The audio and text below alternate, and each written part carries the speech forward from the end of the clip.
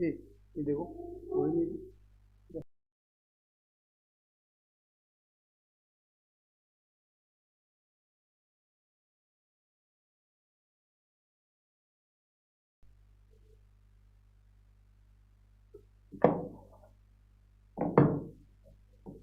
देखिए बेटा, सभी लोग आ जाइए जल्दी जल्दी। क्वेश्चन देखते हैं। पहला हमारी स्पीड टेस्ट 8 नंबर है। जिन्होंने और सभी लोगों ने अपना अपना स्पीड टेस्ट नंबर 8 दे लिया होगा सब लोगों ने। एग्जाम सीरीज में चालू हो गया बेटा, सभी लोग ध्यान दीजिए। एग्जाम सीरीज, जहाँ लाइव क्लास के नीचे देखिए आप कहीं एक एग्जाम सीरीज का ऑप्शन है। एग्जाम सीरीज में ST 10 बजे 10:40, मतलब ये मान लो कि 11 बजे के पहले आपकी हमेशा अपलोड रहेगी। आप उसमें 20 मिनट का टाइमर लगा हुआ है, 20 मिनट में अपना ST को दीजिए, स्किप करिए चाहे जो करिए, बस आपको नंबर अच्छे आने चाहिए। ठीक है, आपको 20 मिनट में पूरा पेपर सॉल्व कर लेना है, स्किप करते हुए सारे क्वेश्चन कर लेने हैं, ये बात ध्यान रखिएगा। ओके, सबने ये कर लिया होगा। याद रखिए एग्जाम सीरीज में 10:40 पे स्टार्ट हो गई थी, 20 मिनट का ST। ये 10:40 के बाद आप पूरा दिन दे सकते हैं। अब आप पूरा दिन ऐप में ये पूरा दिन ST रहेगी। जो लोग जब चाहे तब ने अपना स्कोर चेक करें, लेकिन एक बार ही दे पाएंगे, वन टाइम दे पाएंगे। अगर एक बार आपने जल्दी सबमिट कर दिया तो फिर वो है, अब आप नहीं दे पाएंगे बार बार उसको। हमने नंबर तो फिर ज़्यादा आ जाएंगे ना। बार बार एक टाइम, पूरे दिन में एक टाइम आप उस ST को दे सकते हैं। ठीक है, आई बात समझ में?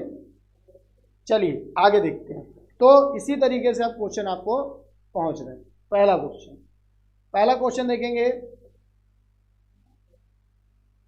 क्वेश्चन नंबर पहला आपके सामने आ चुका है। पहला क्वेश्चन आपका आ चुका है। इसको इंग्लिश में ये वाला क्वेश्चन आपका शायद नहीं था। जल को 10 से 0 तक ठंडा किया जाता है। जल को 10 से 0 तक ठंडा किया जाता है। Cools from 10 degree Celsius to 0 degree Celsius. अब क्या करा, वॉल्यूम पे इफेक्ट क्या होगा? वॉल्यूम पे इफेक्ट क्या होगा? पहले कम होगा फिर बढ़ेगा। First decreases then increases, first increases then decreases, constantly increases constantly decreases, ये ऑप्शन है। अब हमने आपको कहा था, ये याद रखो, 4 डिग्री सेल्सियस पे डेंसिटी मैक्सिमम, वॉल्यूम मिनिमम। इसका ये मतलब हो गया कि आप ये मानो 0 से हो गया ये 10, आपको 4 डिग्री सेल्सियस आने पे वॉल्यूम मिनिमम होना है। हमने आपसे कहा था ऐसे याद रखना, 4 डिग्री सेल्सियस से दूर और 4 डिग्री सेल्सियस की ओर, ऐसे याद रखो।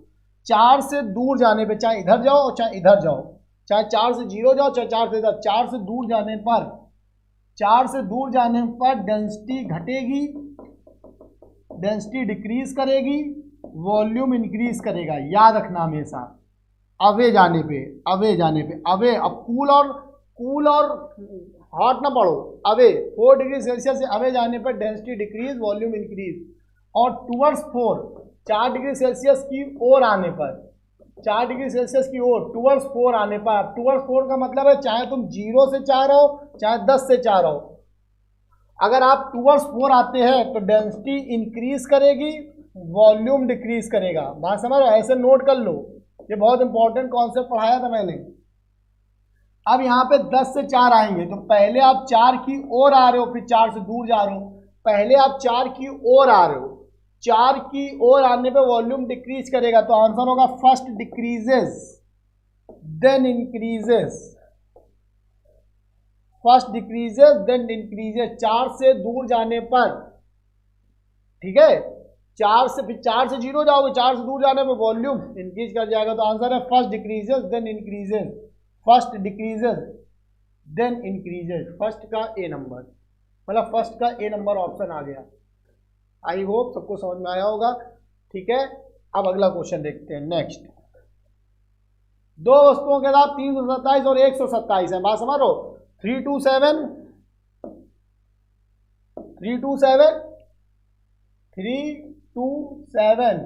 127 बात समझ लो, 327 डिग्री सेल्सियस, 127 डिग्री सेल्सियस। तो इससे T1 निकालो, 273 ऐड कर लो इसमें, 3 5 600 केल्विन, इसमें प्लस 273 करो तो इसका कैपिटल T2 कितना आएगा, 2 1 3 400 केल्विन।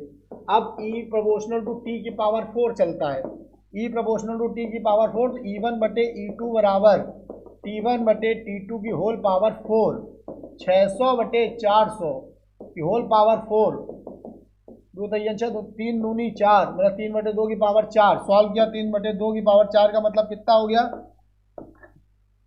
3 3 का 9 9 9 81 2 दूनी 4 चौको 16 81 और 5 16 कौन सा ऑप्शन तीसरा वाला। ठीक समझ में आ गया बेटा कोई दिक्कत नहीं है। अगला क्वेश्चन देखा जाए।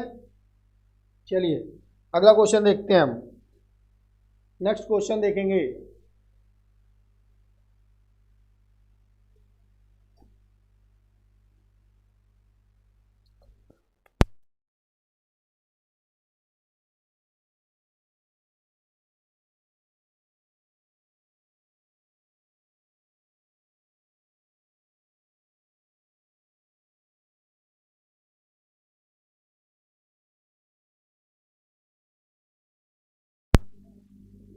अगला क्वेश्चन देखो। नेक्स्ट क्वेश्चन देखिए क्या होगा।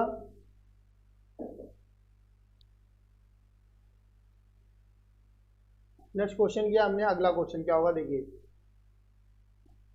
अकेले मोटे कंबल की अपेक्षा 2 कंबल ओढ़ने से ठंडक कम लगती है। अकेले मोटे कंबल की अपेक्षा, बात समझ रहे हो, 2 कंबल ओढ़ने से, मतलब एक मोटा कंबल ओढ़ने की जगह 2 आप कंबल ओढ़ेंगे तो सर्दी कम लगती है। When we put 2 blanket instead of 1, then we feel much hotter because अकेले या 2 thin blanket is better than 1 heavy blanket. Why? तो आंसर क्या होगा बताइए। 1 heavy blanket का आंसर क्या हुआ। ठीक अब होगा क्या इसमें, ऑप्शन आपका सबसे सही कौन सा है। जैसे एक आपने मान लो ब्लैंकेट लिया, एक ब्लैंकेट आपने लिया,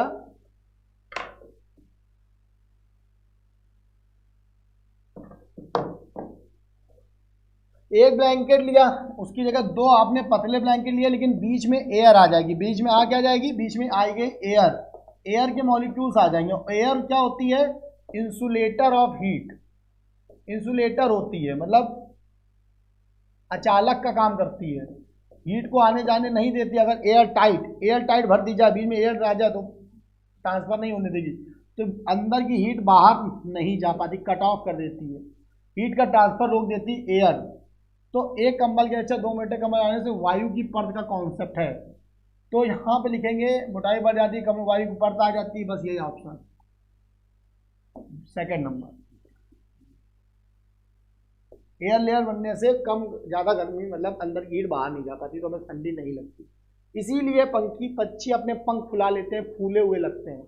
ओके, जितना फूला हुआ पहनोगे, आप देखते हो रजाई टाइप की जो आती है, बड़ा बड़ा ब्लैंकेट में लगता है ऐसा बहुत एयर टाइप भरी हुई है, एयर टाइप भरने से भी सर्दी कम लगती है। फूली हुई जैकेटें ज़्यादा गर्माती हैं, यहाँ पे ध्यान दिया होगा। अगला क्वेश्चन है, निम्नलिखित में कौन अनुप्रस्थ तरंग के रूप में गणना नहीं कर सकता। ट्रांसवर्स वेव की बात आ रही है। ट्रांसवर्स वेव जो होती हैं वो ओनली सॉलिड में चलती हैं,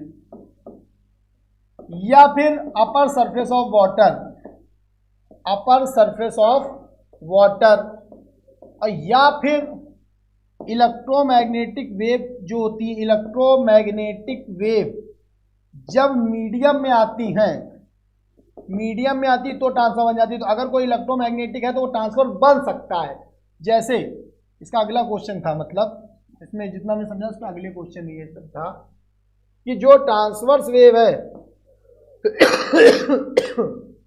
पता है, ट्रांसवर्स वेव जो होती हैं इलेक्ट्रोमैग्नेटिक वेव जो बनती हैं वो ट्रांसवर्स बन सकती हैं। औरक तरंगे वायु में औरक तरंगे, तो ये इलेक्ट्रोमैग्नेटिक है। ये क्या है, इलेक्ट्रोमैग्नेटिक वेव ट्रांसवर्स बन सकती है, ध्यान देना, तो बन सकती है। ये भी वही चीज है, ये भी बन सकती है। औरक माने ही होता है कि जो औरक वेव होती है ट्रांसवर्स, मतलब इंफ्रारेड बिहेव कर सकती है ट्रांसवर्स, लेकिन ये कभी नहीं कर पाएगी।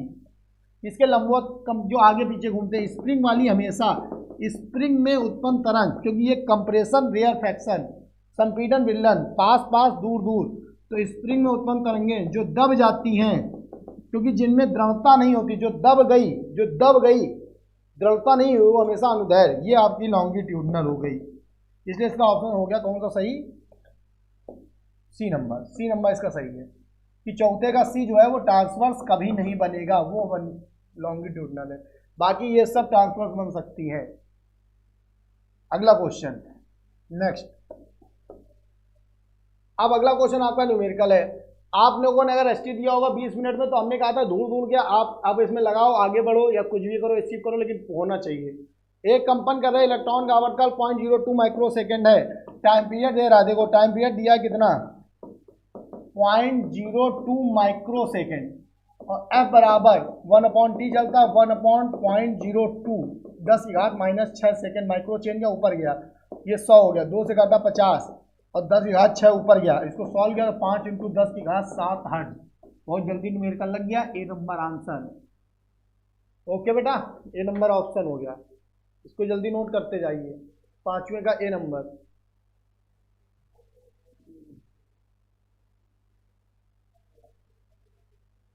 ठीक है,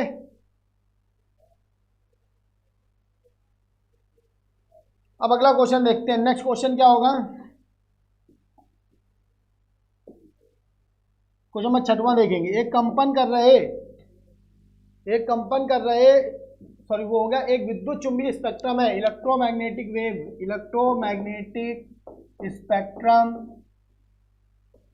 विभिन्न किरणों में सबसे तरंग दैर्घ्य कम कितनी होती है, तो आप जानते हो तरंग दैर्घ्य कम, तो हमने आपको पढ़ाया था, सबसे पहले आती गामा, फिर आती एक्स रे, फिर आती यूवी, यूवी माने परावैंगनी, फिर आती है क्या दृश्य विजिबल, विजिबल के बाद आती है इंफ्रारेड, इंफ्रारेड वही जो अभी था औरत, फिर आती है माइक्रो, फिर आती है रेडियो। ये आपका स्पेक्ट्रम है। ये ऊपर से नीचे चलोगे अगर, बात समझो, ऊपर से नीचे चलने से लैम्डा बढ़ेगी, तो मिनिमम इसकी हो गई और मैक्सिमम इसकी हो गई। लैम्डा बढ़ने का लैम्डा मिनिमम हो गई गामा की, और मैक्सिमम किसकी हो गई, रेडियो की। तरंग दैर्घ्य मिनिमम पूछा गया है, तरंग दैर्घ्य सबसे कम, लैम्डा मिनिमम हो गई गामा की। और इसी में अगर फ्रीक्वेंसी आता तो फ्रीक्वेंसी मैक्सिमम होती गामा की और फ्रीक्वेंसी मिनिमम होती किसकी, रेडियो की, ये भी याद रखना। तो यहाँ लैम्डा मिनिमम पूछा गया है तो गामा किरणों की होगी। ये सब नोट कर लेना बेटा, ये जो हम आपको बताते चल रहे हैं आगे बहुत बार रिपीट करेंगे, यही कॉन्सेप्ट यही रहेगा, बस क्वेश्चन रिपीट करेंगे। अगला क्वेश्चन आपके सामने चल रहा है, देखिए नेक्स्ट क्वेश्चन 7वां नंबर आ गया आपके सामने। एक मनुष्य समतल दर्पण से 2 मीटर पर सेकंड के वेग से दूर जा रहा है। एक मनुष्य समतल दर्पण से 2 मीटर पर सेकंड से दूर जा रहा है, वो अपने प्रतिबिंब से किस वेग से दूर जाएगा। तो आप जानते हो समतल दर्पण वाले केस को, आपको याद है कि अगर कोई वस्तु ऑब्जेक्ट जो है वो अगर वी वेग से आएगी तो इसकी जो इमेज है, इमेज भी वी वेग से आएगी, लेकिन विपरीत दिशा होने की वजह से जो रिलेटिव होगी, रिलेटिव स्पीड विपरीत दिशा में ऐड होती है, आप जानते हो v + v 2v। तो वस्तु अपने प्रतिबिंब से, क्योंकि प्रतिबिंब के सापेक्ष रिलेटिव निकालनी है, 2v वेग से दूर जाएगा। वो दर्पण से अगर v जा रहा है तो प्रतिबिंब के सापेक्ष 2v वेग से दूर जाएगा। पास आएगा तो पास आएगा, अब दूर जा रहा है अगर v वेग से तो ये भी दूर जा रहा होगा, तो ये दुगनी, दोनों का रिलेटिव देखो तो 2v बन जाता है, 2v वेग से दूर जाएगा। अगर v से पास आया तो वो v से पास आएगा, लेकिन अगर प्रतिबिंब के सापेक्ष पूछा गया है तो वस्तु अपने प्रतिबिंब से 2v वेग से दूर जाएगा या पास आएगा। v है तो 2v हो गया, आंसर हो गया। 2 था तो 2 × 2 हो गया 4 मीटर पर सेकेंड, 4 मीटर पर सेकेंड, मतलब ऑप्शन हुआ सेकेंड नंबर ऑप्शन हो गया, मतलब 7वें का बी नंबर। ठीक है बेटा, 7वें का बी नंबर ऑप्शन।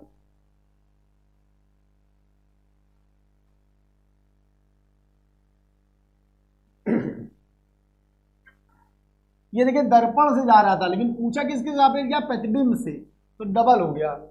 ओके, चलिए अगला देखो, नेक्स्ट क्वेश्चन देखेंगे। अगला क्वेश्चन 8वां नंबर। वायु के सापेक्ष किसी द्रव का क्रांति कोण 45 है, उस द्रव का अपवर्तनांक क्या होगा। तो वायु के सापेक्ष क्रिटिकल एंगल दे रहा है, सी दे रहा है आपको 45 डिग्री। अब रिलेशन क्या होता है, n बराबर 1/sin c, ये रिलेशन सबको पता है। 1/sin 45 रखोगे, sin 45 का मान 1/√2 होता है, √2 ऊपर आएगा, आंसर आएगा √2। ये आपका रिफ्रैक्टिव इंडेक्स का आंसर आ गया। तो ये रिलेशन याद होना चाहिए, n बराबर 1/sin c। तो आंसर हमारा है √2। √2 मतलब कौन सा ऑप्शन हुआ, चौथा। चौथा नंबर आंसर आ गया, मतलब 8वें का डी नंबर ऑप्शन हो गया। ओके, 8वें का डी। बहुत तेज क्विक फास्ट स्पीड टेस्ट है, बहुत तेजी में सॉल्व करेंगे। अगला क्वेश्चन 9वां नंबर। 9वां नंबर आपके सामने आ चुका है, क्वेश्चन साफ साफ लिखा हुआ है। नेक्स्ट नंबर आपके सामने आ चुका है, निकट दृष्टि दोष। निकट दृष्टि दोष माने जानते होंगे सब लोग, निकट दृष्टि दोष का मतलब क्या होता है, मायोपिया या शॉर्ट साइटेडनेस। मायोपिया या short sightedness, a blind I with visual impairment. Visual impairment का मतलब यहाँ पे मायोपिया की बात है, ध्यान दो। विजुअल इंपेयरमेंट का मतलब हो गया कि मायोपिया की बात कर रहा है, ये आप सब लोग जानते हैं। Myopia can be seen clearly, myopia लिख दिया गया। देखिए मायोपिया मतलब हो गया शॉर्ट साइटेडनेस। शॉर्ट साइटेड, हम इंग्लिश देखिए, अगर आपको इसकी इंग्लिश नहीं समझ में आती है क्वेश्चंस की बुक की, तो हम देखिए ये क्या कहीं ना कहीं गूगल ट्रांसलेट है, कुछ भी है तो आपको दिक्कत कर सकता है। तो हम आपको क्या कर रहे हैं, निकट दृष्टि दोष वाला पार्ट है, ठीक है। हम जो इंग्लिश बता रहे हैं वो भी नोट करेंगे। मायोपिया वाला, शॉर्ट साइटेडनेस वाला, कैन सी क्या देख सकता है। तो हमने एक ट्रिक बताई थी। ट्रिक ये, जो दिखता है वही दिखता है, जो दिखता है वही दिखता है। भाई ये ट्रिक कहां से बनी, जो दिखता है वो दिखता है, बात समझ लो। वैसे जो दिखता है वही दिखता है। तो क्या दिखता है, निकट। निकट दृष्टिदोष में तुम्हें क्या वर्ड दिख रहा है, निकट। तो निकट दृष्टिदोष वाले को क्या दिखेगा, निकट, निकट की वस्तु, बस बात खत्म। Second option. निकट दृष्टिदोष को निकट दिखती है, दूर दृष्टिदोष को दूर दिखती है। जो दिखता है वही दिखता है, जो दिखता है वही दिखता है, ध्यान दो।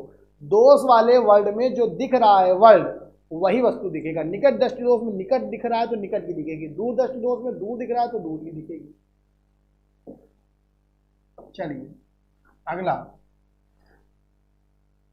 a bulb is written 50 watt to 20 volt, running it from 110 volt. मतलब ये जो जिससे वो जलाया जाता है वो मेंस का वोल्टेज होता है। Running it from 110 volt, mains से चलाने पर इसमें धारा बहेगी, कितनी धारा बहेगी ये पूछा जा रहा है। व्हेन इट इज, इसे 110 वोल्ट मेन से जलाने पर इसमें कितनी धारा बहेगी ये आपसे पूछा जा रहा है।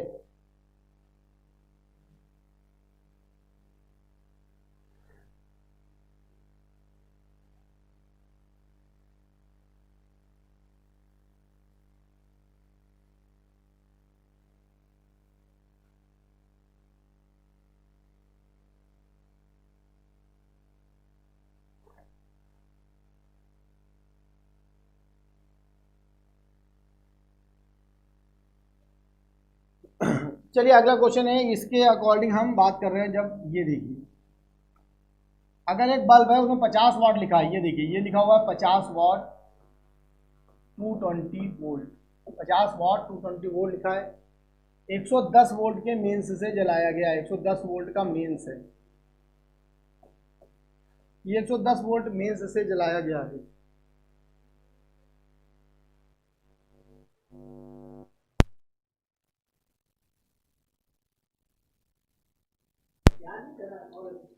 देखिए 110 वोल्ट मेन से जलाया गया, तो इसमें धारा कैसे बहेगी, इसमें बहने वाली धारा, याद रखो धारा का मान आई एम बराबर, देखो आई जो होती है जो धारा, बल्ब में धारा, बल्ब में प्रवाहित धारा, बल्ब में धारा हमेशा फॉर्मूला ये याद रखो, वी एम बटे आर। आप कहोगे सर जी एम क्या है, एम होता है मेंस, वी एम मतलब होता है मेंस। मेंस का वोल्टेज हमेशा ये वाला वोल्टेज लिया जाता है, इसको नहीं लिया जाता है। वी एम बटे आर। आर कैसे निकालोगे, आर हमेशा यहाँ से निकलता है, आर तो हमेशा आर के लिए तुम्हें इससे मतलब नहीं, यहाँ वी स्क्वायर बाई पी से मतलब है। वी स्क्वायर बाई पी का मतलब समझो 220 गुणे 220 बटे पी मतलब 50, वैल्यू रख लो यहाँ पे। वी एम 110 का है, ये आर तुम्हारा आ गया 220 इंटू 220 बटे 50। आपने इसको काटा 2 से, ये अपना कट गया इधर, ये आपका सॉल्व किया तो 5/44 एम्पियर आंसर। ये मोस्ट इंपॉर्टेंट क्वेश्चन है, 5/44 एम्पियर आ गया चौथा नंबर। ठीक है बेटा, कौन सा आंसर आ गया, 5/44 एम्पियर, ये आपका क्वेश्चन का आंसर आ गया।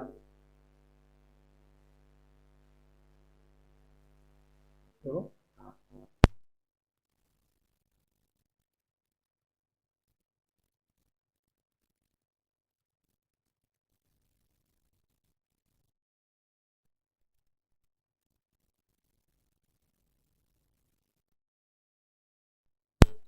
चलिए अगला क्वेश्चन देखते हैं, फास्ट क्विक। नेक्स्ट अगला देखेंगे। एक वैद्युत बल्ब में 25 वाट 220 वोल्ट अंकित है। एक वैद्युत बल्ब में 25 वाट 220 वोल्ट अंकित है। अधिक शक्ति पर कार्य करने की स्थिति में, अधिक शक्ति, ध्यान दो यहाँ पे मैक्सिमम पावर,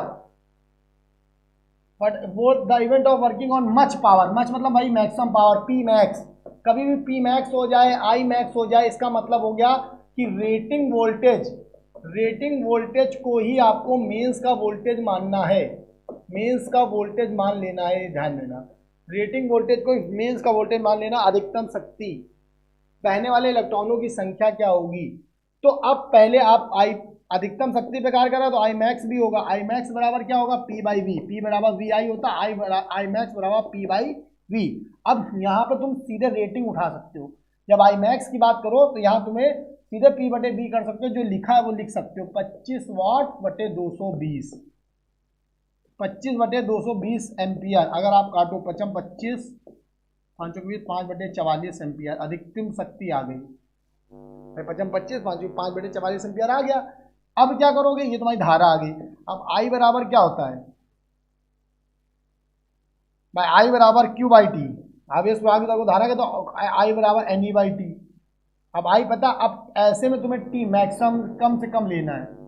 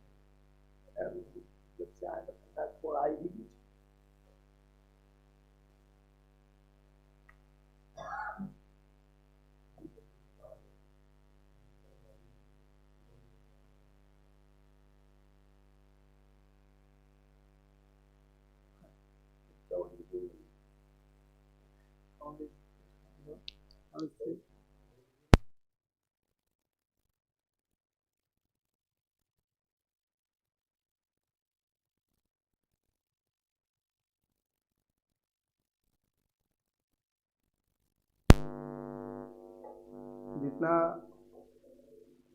सभी लोग ध्यान दें बच्चे कि जितना अभी तक चार था वो उतना यूज हो चुका है। लगातार क्लासेस चल रही, नवीन सर की भी चली, 9 से 10, 10 से 11, 11 से 12 चल रही, ये चल रहा था। जिसमें शायद अब अगर ये उठ ही जाता है तो आपको क्वेश्चन करा दिए जाएंगे। अगर बाई चांस नहीं उठ पाता है तो ये एसटी का आगे डिस्कशन हो जाएगा, ठीक है ना। तो अभी थोड़ा वेट करते हैं, फिर आपको जैसा होता बताते हैं। 5 मिनट वेट करते हैं। आपके सामने है जो है सब, आप लाइव का मतलब सब आपके सामने है जो है, ठीक है। अगर उठ जाता है तो जल्दी जल्दी डिस्कशन कर दिया जाएगा, नहीं उठ पाता है तो फिर आपको ये एक्स्ट्रा साइड में डिस्कशन चलेगा पूरा, ठीक है। जितनी अभी तक सेव हो जाएगी वो, तो 2 चीज़ें क्लास चलेंगी। तो मतलब ST1 ST8 के 2 क्लास में अपडेट हो जाएगी, 2 ST8 फिर रिमेनिंग ऑफ ST8, इस तरीके करके सोल्यूशन हो जाएगा।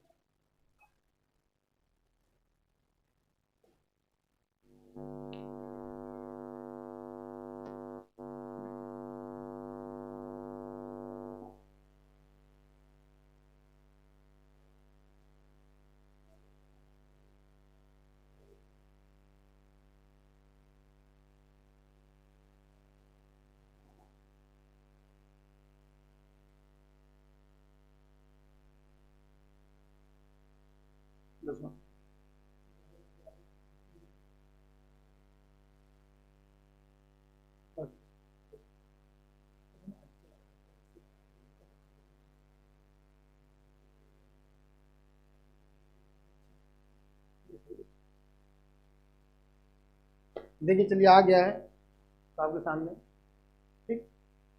तो हम क्वेश्चन को सॉल्व करते हैं। यहाँ तक हमने बता दिया था, अभी आपको क्लियर था कहाँ तक अभी हम सॉल्व कर चुके थे हमको। अब हम आई मैक्स निकाल चुके थे। अब आई मैक्स बराबर हमने एन ई बाई टी लगाया था, पहले हमने पी बाई वी लगाया, उससे हमारा 5 बटे 44 एम्पियर आया, ठीक है। अब हमने उसका वैल्यू पुट अप करी, तो ये 5 बटे 44 एन निकालना है 1.6 10 घात माइनस 19 और टी होता है, टी आपको 1 सेकेंड लेना पड़ेगा क्योंकि मैक्सिमम तभी है जब कम से कम टाइम दोगे। ठीक, अब 5/44 और डिवाइड में आ जाएगा तुम्हारा 1.6 10 की घात माइनस 19 बराबर है। अब इसको सॉल्व करना है, हमने आपसे ज़्यादा कैलकुलेशन आपकी तेज होनी चाहिए। अब इसका आंसर पता क्या आएगा, ए नंबर आएगा 7.1 इंटू 10 की घात 17। सॉल्व करके चेक कर देना, ठीक है ना। ये नंबर है इसका ऑप्शन। अब ऐसे क्वेश्चन क्या होता है, हम स्किप भी कर सकते हैं, इसलिए हमने पहले का जितने सरल क्वेश्चन हो पहले लगा लेना।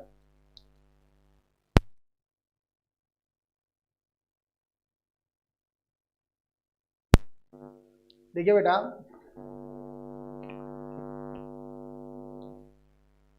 और साउंड वगैरह क्लियर आ रही है, ऐसी कोई दिक्कत नहीं है, ठीक है।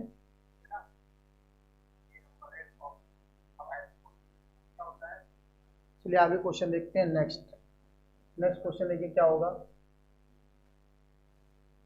आगे हम ऊपर नंबर लिखा है, नंबर नोट कर लिए, कोई दिक्कत नहीं। दो तार ए और बी समान लंबाई के हैं और एक ही पदार्थ के बने हैं, परंतु तार ए का व्यास बी के व्यास का दुगना है। परंतु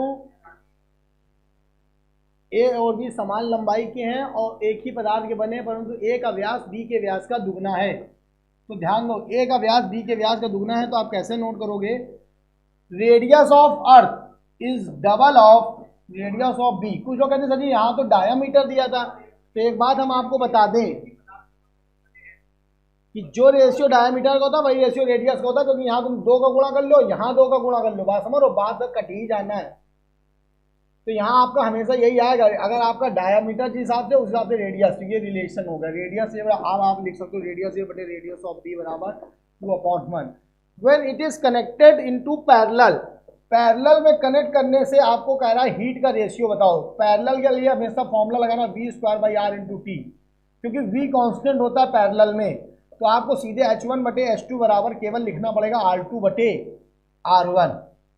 अब इधर आ जाओ, आर बराबर रो एल अपॉन ए होता है, आर बराबर रो एल अपॉन ए होता है, ठीक है, बात समझ, आर बराबर rho L upon A, R बराबर रो एल अपॉन ए होता है।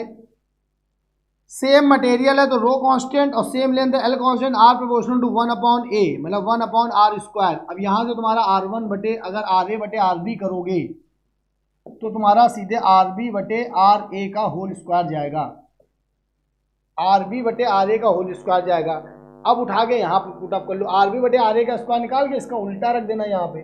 भाई यहाँ पे अगर आपको उल्टा रखना है ना, तो अगर आप ऐसे रखोगे HA/HB बराबर, तो आपका जाएगा RB बटे RA। अब इसका RB बटे RA तो फिर स्मॉल RA बटे स्मॉल RB का होल स्क्वायर। अब आपके सामने RA बटे RB 2:1 का होल स्क्वायर कितना हो गया, 2:1 का होल स्क्वायर आ गया 4:1। ये इसका ऊष्माओं का अनुपात आ गया, सेकंड नंबर ऑप्शन। ये हमने आपको समझाया, इस तरीके करना होगा भैया, ठीक है, कोई दिक्कत नहीं होगी किसी को। नोट कर लिया, आगे क्वेश्चन देखेंगे। सब लोगों ने नोट कर लिया होगा, बाद में स्लो डाउन करके भी देख सकते हैं। एसटी में लाइव में थोड़ा हम तेज पढ़ाएंगे, बाद में जिसको थोड़ा दिक्कत हो एफ में अपना धीमे धीमे करके बार बार क्वेश्चन को रोक के अपना समझ के करिएगा।